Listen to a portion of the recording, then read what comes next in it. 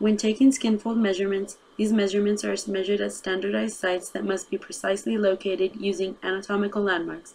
These landmarks are abdominal, triceps, biceps, chest and pectoral, mid-axillary, subscapular, suprailiac, and thigh. Make sure to take all measurements on the right side of the patient's body, and patient's skin should be dry and lotion-free. The instrument being used to take the skin fold measurements is known as the Lang skin fold caliper.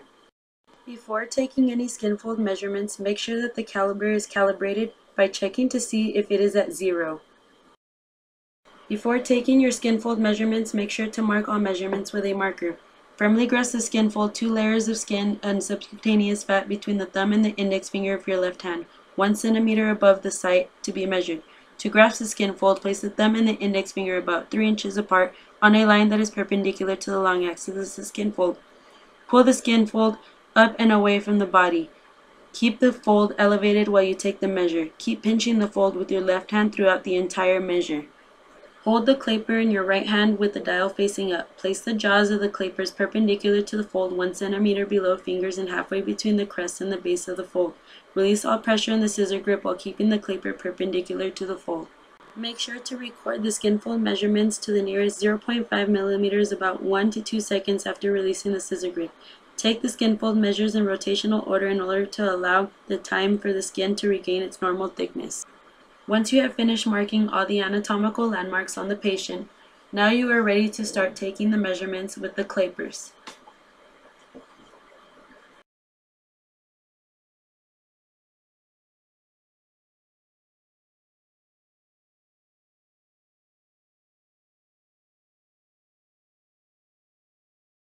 Chest measurements for men are about 1/2 of the distance between the anterior axillary line of the nipple. For women, it's 1/3 of the distance between the anterior axillary line of the nipple.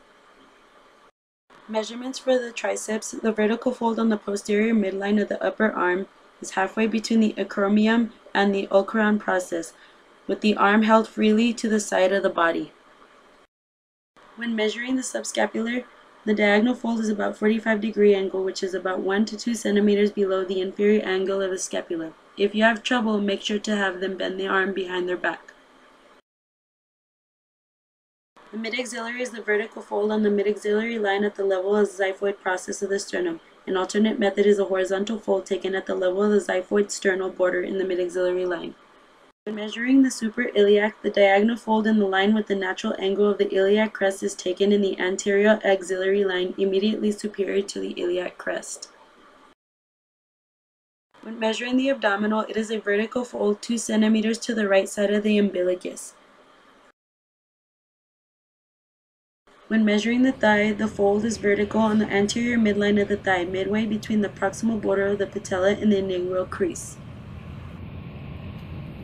Here are the 7 sites formula. For men, it's chest, mid-axillary, subscapular, triceps, abdomen, suprailiac, and thigh. For women, it's chest, mid-axillary, subscapular, triceps, abdomen, and thigh, and suprailiac.